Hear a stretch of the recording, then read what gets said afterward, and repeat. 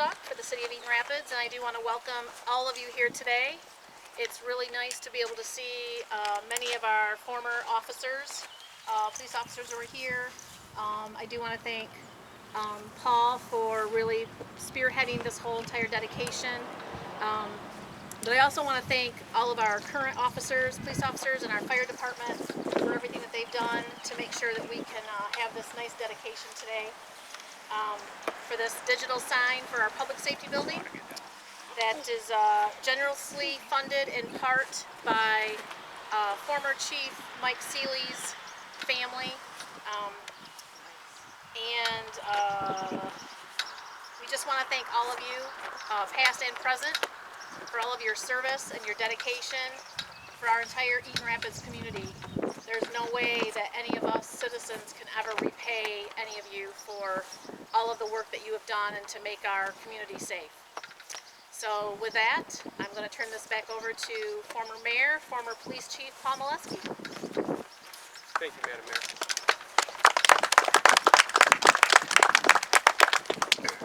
So, some of you have known me for a long time, and some of you not so long, and some of you not really at all. So I can get a little emotional sometimes, so please bear with me.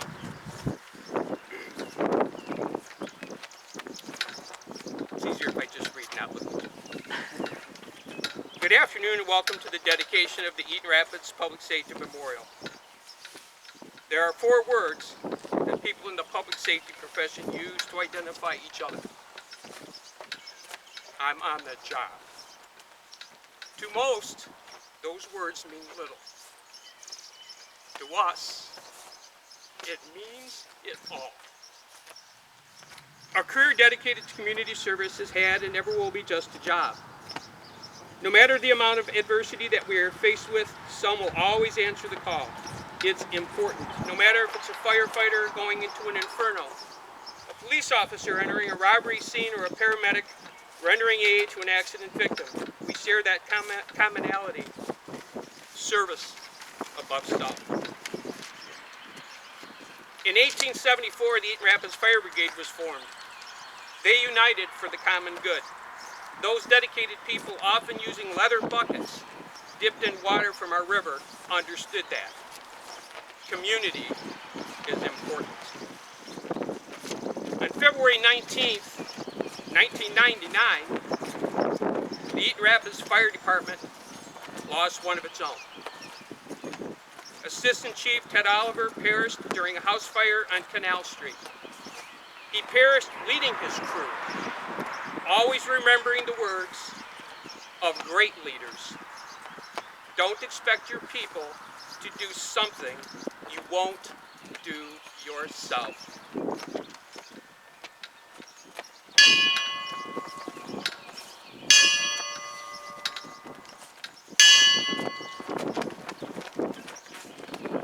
On December 14th, 1981, I was fortunate enough to join 9 others in the creation of the Eaton Rapids Police Department. Those members: Chief David King, Sergeant Michael Seeley, Officer Michael Prince, Officer Daniel Cermak, Officer Joseph Kelly, Officer Brenda Morrill, Officer Jane Newcomb, Officer Michael McManus, and Officer Michael Catalino came together as one. We were from all over, and all different experiences, and some had none, but we all had a shared experience. We were on the job. We moved into the Eaton Rapids Fire Department building. There was just a tiny bit of tension as we were the new kids on the block and we were kind of invading their space. But we literally built our department. We hung cabinets, we built countertops, we learned the streets, and we designed uniforms, and we got acquainted. All this in preparation to take over from the Eaton County Sheriff's Office, which had provided police protection for the city for 13 years. Now we took over from Eaton County on January 1st, 1982. We formed the department on December 14th, 1981. We had exactly 17 days to do it all, but we got it done. We were dispatched at that time by the Michigan State Police, and our deepest thanks to them. A tough task was handed over, but over the last 40 years, officers have come and gone. But I can proudly say we count chiefs, captains, lieutenants, United States Marshals, sergeants, and a former director of the Office of Highway Planning for the state of Michigan among our ranks. One thing they all have in common, they were all proud to have been Eaton Rapids police officers, and they were all on the job.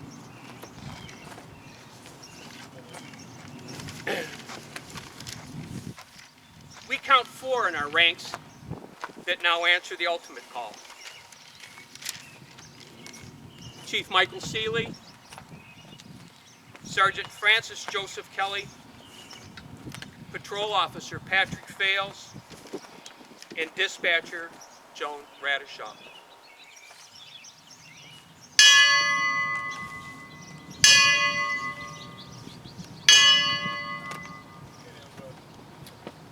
Now a word.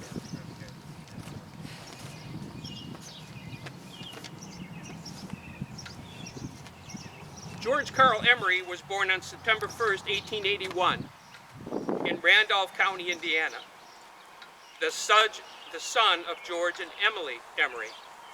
Besides himself, the family consisted of 3 brothers, Jake, Samuel, and Earl, 1 sister, Anna, 3 half-brothers, Charlie Emery, William and George Eisenhart, and 1 stepsister, Delta Whitaker. In 1900, he came to Michigan and settled in the town of Tustin, where he worked in the lumber camps. On October 26, 1904, he was united in marriage to Ines Isabel Snyder. To this union were born 4 children, a son who died in infancy, 2 daughters, Violet Marie and Mildred Natalie, and another son, Ernest Carl.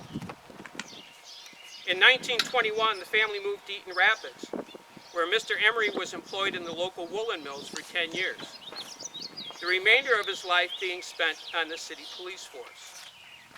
He was a member of the Eaton Rapids International Oddfellows Lodge and held the post of Pass Noble Grand.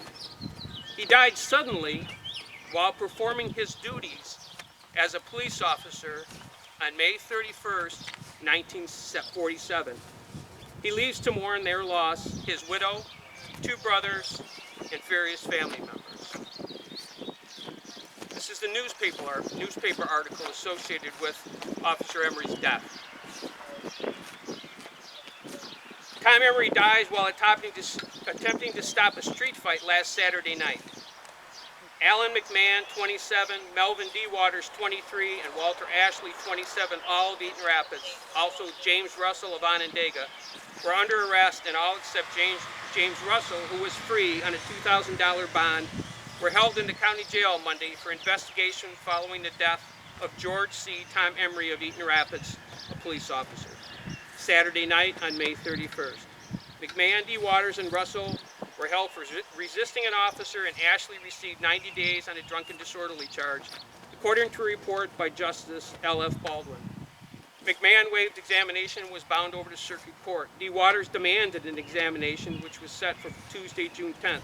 Both are being held in the county jail as they failed to post their bond.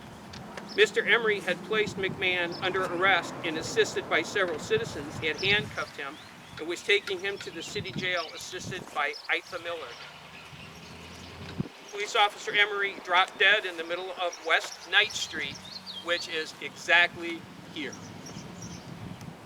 about 20 feet from the west alley where the fight took place. Death was believed to have been caused by a heart attack. Tom lived in Eaton Rapids since 1921 and had been employed by the city for 10 years. He was a past Noble Grand of the local Oddfellows Lodge.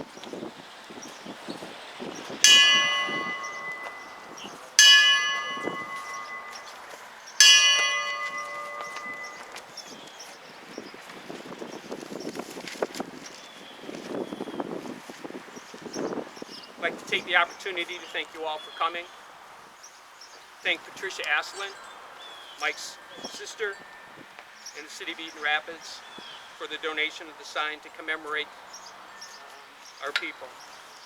All of you probably know Mike, remembered Mike, or had met Mike. The one thing Mike was he was a great communicator. Mike could sit down and talk to anybody. Sometimes those talks took hours and hours and hours.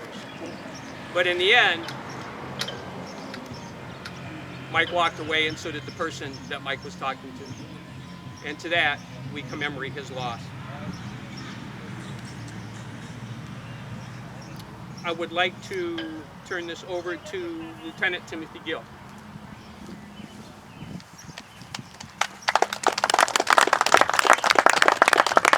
Good afternoon, everybody. My name's Tim Gill. I was, along with Bruce Yelvington, I was one of the first replacements to the original 10 that were here. And both, I think Bruce and I started, I want to say it was November 15th, 1982. So about 11 and a half months after the PD started in operation. On behalf of Pat Aslin, who is Mike Seeley's sister, and her family, I'd like to thank each of you for being here today. It means a lot to them. They live in New Hampshire, so it's a long ways away, and they had other things going on, so they could not be here, but she wanted me to express her thanks to everyone here today, and to the police department and to the fire department for their contributions. 40 years ago was a long time. That's how long it's been since the department started. I'll try not to cover too many of the same things Paul did, but started with 10 officers, which included the chief, the sergeant, and 8 officers. This was really it was a great place to work and a great place to learn. We had a lot of camaraderie while we were here, something that in large part is missing across the board everywhere these days, but back in those days we'd have card parties and go bowling together and go to each other's places for picnics. And I can remember holidays going over to Dan and Rhonda Cermak's if I was working and they weren't. You know, they'd always invite officers over to have a bite to eat on those holidays. And we really just had a very close-knit family of officers back then.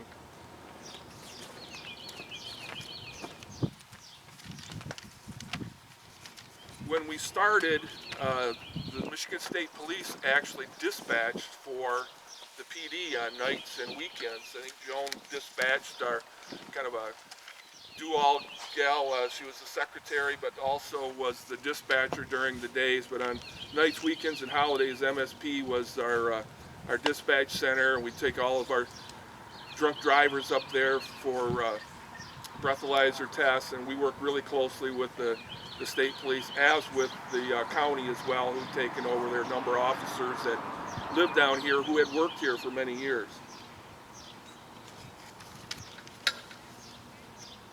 As with all small town police departments, it's a good place to learn, but you tend to lose a lot of your staff. It's a larger department, kind of all scattered into the wind, if you will. I myself included, and very few actually served their time out and retired from here. Former Chief Seeley is one of them, along with Chief Seeley, Chief Molesky, Joe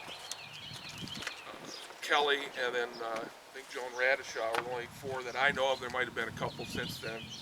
So if I forgot anybody, I apologize. Dan Cermak, who's here with his wife, he went to Portage PD. Jeff Werder went to Eaton County. Mike Hellman went to the U.S. Marshals, Sky Marshals, I believe, Mike. Bruce Yelvington over to Eaton County. Frank Cornexel, who's here, went back, I think, to Chelsea PD. And I went to MSP, ultimately. So, like I said, most of us scattered to the wind, but we never forgot our roots right here in Eaton Rapids, which is never more apparent than having a lot of the old timers here today. Paul mentioned that Mike Seeley, Joan Radishaw, Pat Fales, and Joe Kelly have died over the last couple of years, and we mourn their loss, and we miss them greatly. But one of the bright spots that came out of that was all of us old timers that were here back in the day. We kind of got reacquainted with each other. We'd not talked to each other for many, many years, most of us, because we, as I mentioned, had scattered all over the place, but we've been interacting with each other and communicating, and so that's a great thing.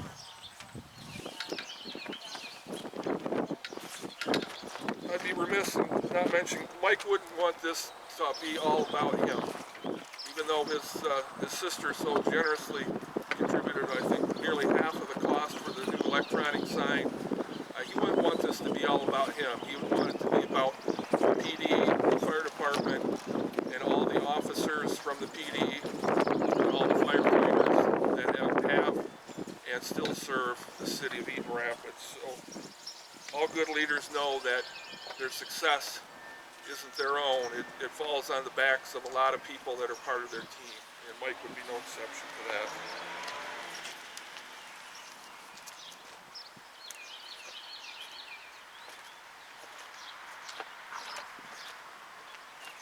I'd just also like to recognize the fire department and all your personnel, past and present, for the work that they do here in the city.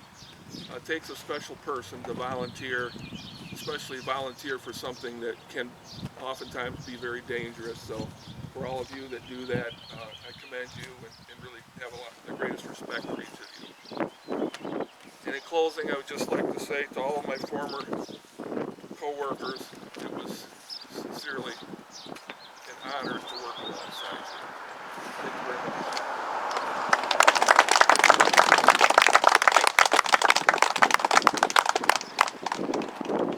So,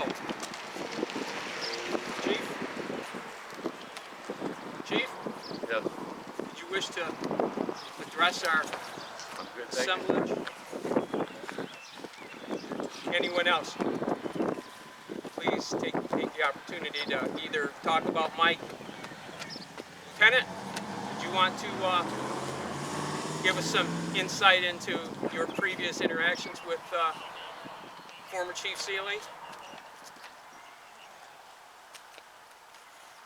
You. Well, thanks for the promotion. I retired from East Lansing Police as a sergeant several years ago, and it was my pleasure to have Mike Seeley on my shift as a dispatcher. He was attending MSU at the time. He was one of the first civilians that we employed in that capacity. The man was good. He was kind. He would, as Paul previously mentioned, he would talk to anybody that would listen. He was outgoing. And again, the first I knew of his leaving our department was when a fellow sergeant, Dave King, came out here to be chief.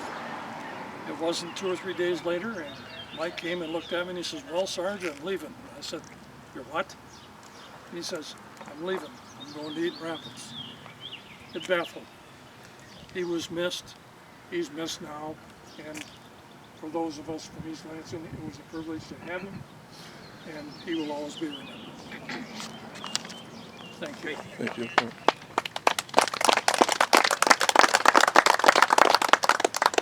So if no one else, these two signs will be affixed to this sign. First one says, "This sign is in recognition of those who serve and have served the Eaton Rapids Police Department and the Eaton Rapids Fire Department." And the other sign says, "Funded in part by donations made in memory of former Chief Michael Seeley on behalf of his family." They'll be affixed to the back of the sign. This was decided because Mike was a communicator, and what better way for Mike to continue to communicate his message to our town than right here at the Public Safety Building. So that was a decision that was made and fully supported by the City Council and the Aston family, and I'm sure Mike was supported as well. So thank you all for coming. We greatly appreciate it. And we're still on the job. Thanks. Very good.